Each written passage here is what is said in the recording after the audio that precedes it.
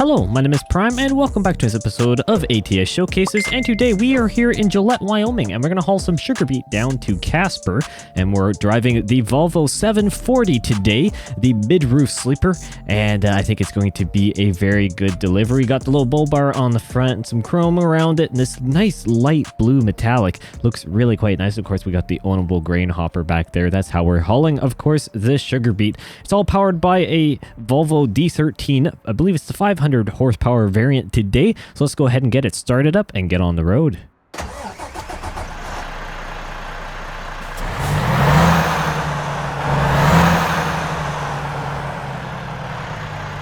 Sounds good to me. Let's go ahead and get on the road. Hopefully everyone's doing well. I certainly am, or at least I hopefully am doing well. I'm not gonna lie, and for those who didn't see my last ATS showcase, this video is definitely, well, it's basically the definition of pre-recorded. I'm not gonna lie, it's probably a good week in advance being recorded because I am on holidays as you are watching this, and I get it, alarm. I'm going near something possibly.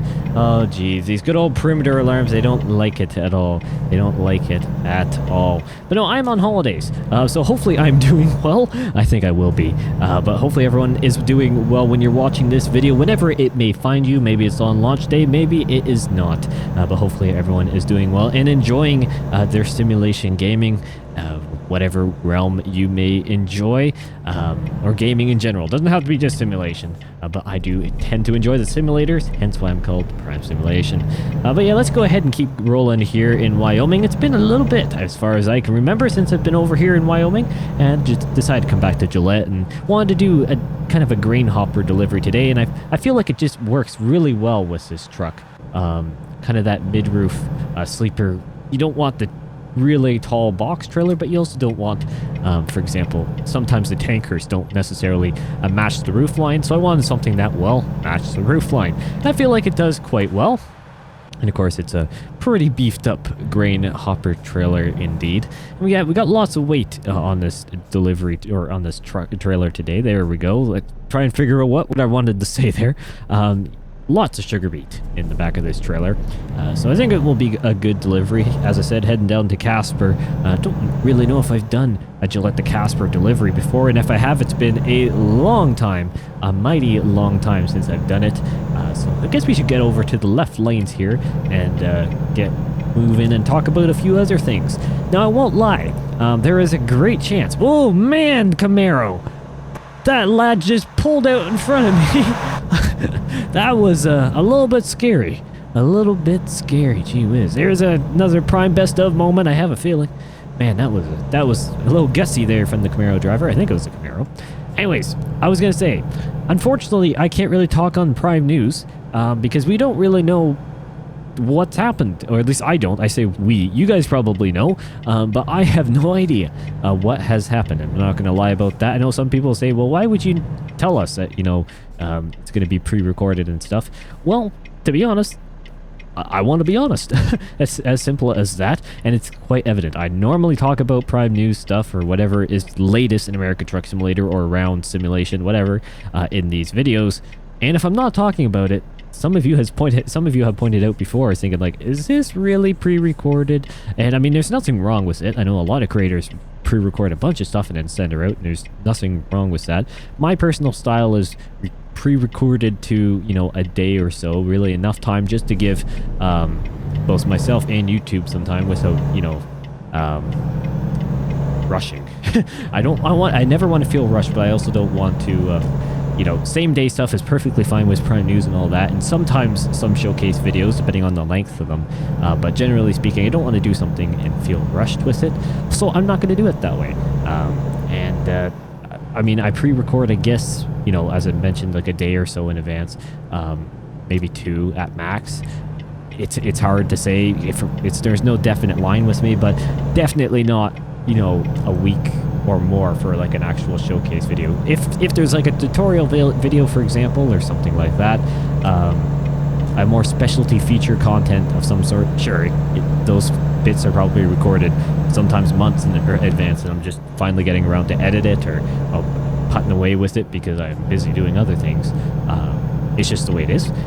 But for actual showcase videos, I do not like to leave it.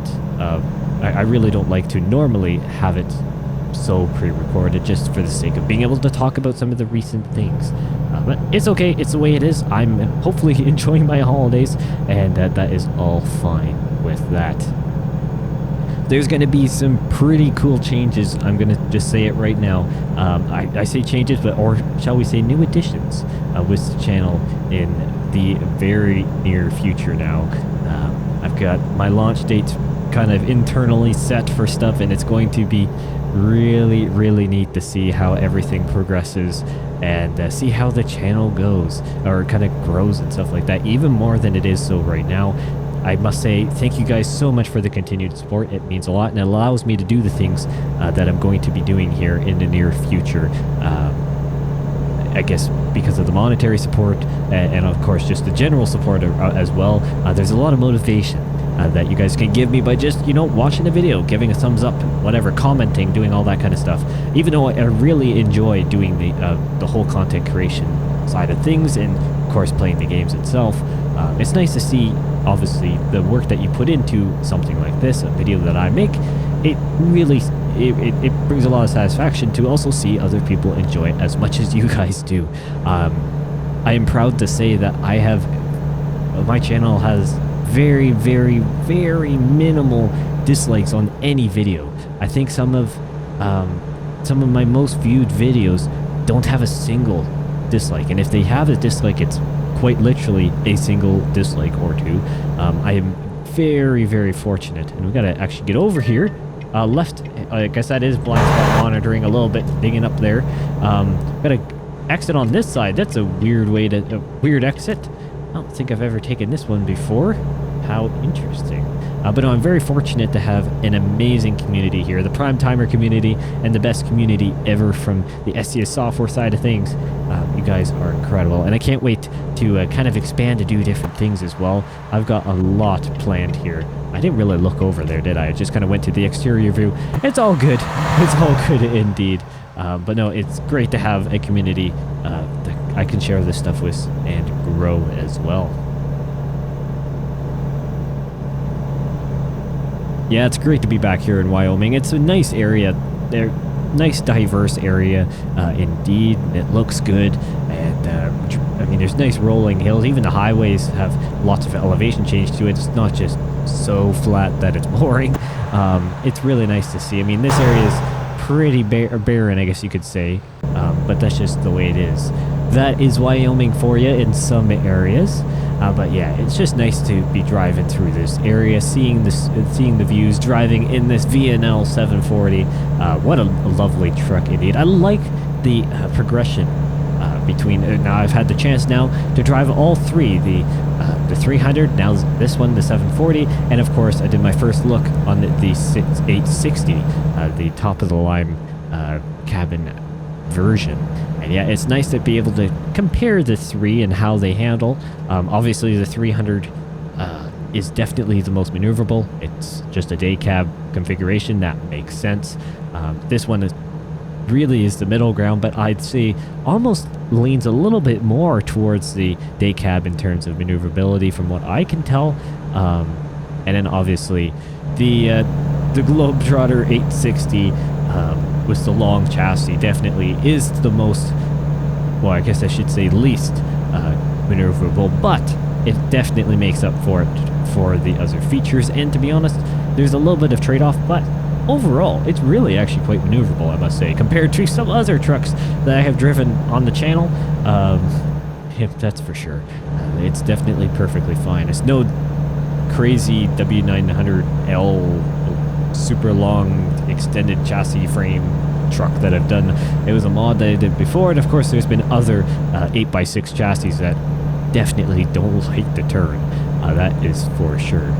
But it's nowhere close to that, which is very, very good. But overall, the VNL's just a nice, tasteful truck. And I've seen a lot of comments, and a lot of people have DM'd me as well, to say that, you know, they're going to make the VNL just their default truck. It's just going to be their new truck that they drive in American Truck Simulator. They've traded in whatever if they were doing a career save, you know, bought it new, whatever, and they're just gonna, that's their new kind of flagship truck to drive for themselves. I think that's really cool to see, and I do agree. It is just kind of an all-round truck. It can do pretty much anything you need. Quite powerful, lots of transmission options, and looks good. You can customize it a lot, and it's very popular. It's very popular for a good reason. I think we should be coming up on Casper very soon. I won't lie, it's a little weird doing these videos without having a ton of Prime News, or any Prime News for that matter, to talk about. But, I mean, there's a lot coming in American Truck Simulator. Obviously, we've got this VNL kind of out of the blue, although, you know, there were some talk way kind of long ago about the VNL getting reworked eventually, but we've got obviously Peterbilt and Kenworth trucks supposedly on the horizon. We have Oklahoma and Kansas. Maybe by the time you're watching this video there's been more news on that, and I mean, by all means, hopefully I've been able to cover it to some degree, but we'll see. I mean, ATS is just on an upward trend. Obviously, ETS2 has had a couple hiccups and bumps along the road, no pun intended, because of different events happening in the world. It's just the matter of the beast, and I mean, it's going to be it's the way it is. But I'd say ETS2 is definitely on a recovery trend, or a recovery path, I should say, because of some of the events and kind of what hampered with DLC releases and a few things there. Oh, we got to exit. Dive into the exit there, Prime. Dive into the exit. Hopefully there was no one on the inside, because I didn't even look. Yeah, I do some questionable vision things, even though I could just, you know, move my mouse side to side. I don't do so. It's bad of me. I know. It's the way it is. It's the way it is. I promised in real life I actually look, because, you know, I could get injured or my car could be damaged. I don't want that. Or so I could hurt someone else. It's not just all about me. I am mindful for those around me as well. But no, it's I do look more. Trust me. In ATS though, especially with kind of, well, no eye tracking or anything and stuff like that, or head tracking, makes it difficult sometimes to go back and forth. I use a little bit of steering camera rotation. You may have noticed that a while ago I introduced it, and I do like it, but I don't like a lot of it, because, you know, as the wheel moves, it would move a lot. I just like a little bit of a, you know, it will just kind of slightly change the angle a little bit. Oh, we've discovered a recruitment agency. Well, would you look at that? Yeah, I've just kind of fiddled with some settings a little bit, and I think ATS looks really nice, and it's running well as well, so I'm not going to complain about that one. Nice and clear coming that way. We can go right on red. I do like that indeed. Something about Euro Truck that I catch myself out on all the time. I somehow managed to forget that I am not in North America, and I cannot do that. And so I catch myself wanting to turn right on reds quite frequently, but I do not. I refrain most times. Most times.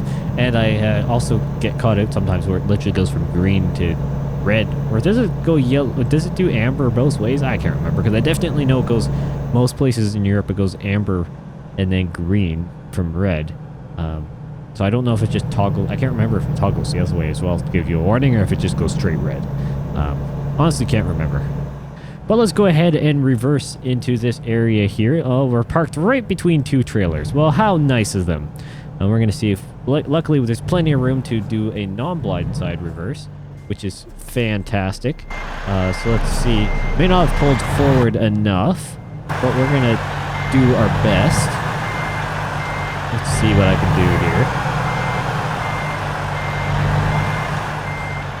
Nope, I don't want to crank it too much, so we're going to just pull forward here and go a little bit farther, so then I have more leeway. Go about there, I think. I think that will do. Yeah, that's a whole lot better. We'll get her pointed in a lot nicer. I just don't want to, you know, just absolutely cut the trailer in too hard and make it impossible for me to cut back. So we're going to start pulling it back actually right now. A little bit more on the cut back. Nice and maneuverable. It swings that trailer around quite nicely, may I say. Not bad at all. So we're just going to pull it in here. Got to come back the other way a little bit. Use my looking over the shoulder to my advantage. I know some people would say, just use your mirrors. I like to use the shoulder view as well. Look out the window. And I think I have done it. That was not an awful reverse by any form of standard, I don't think. I should have just cleared that after turning off the truck. But let's go ahead to the outside here and say thank you guys so much for watching. What an awesome truck, the 740. The Volvos through and through, now that I've driven all three, are just fantastic, and highly recommend them if you haven't tried them out already. They're in base game ATS, presuming your game has been updated. Would recommend driving them. Configure it the way you like it. There's plenty of options, and go from there. Once again, thank you guys so much for watching, and I'll see you in the next one.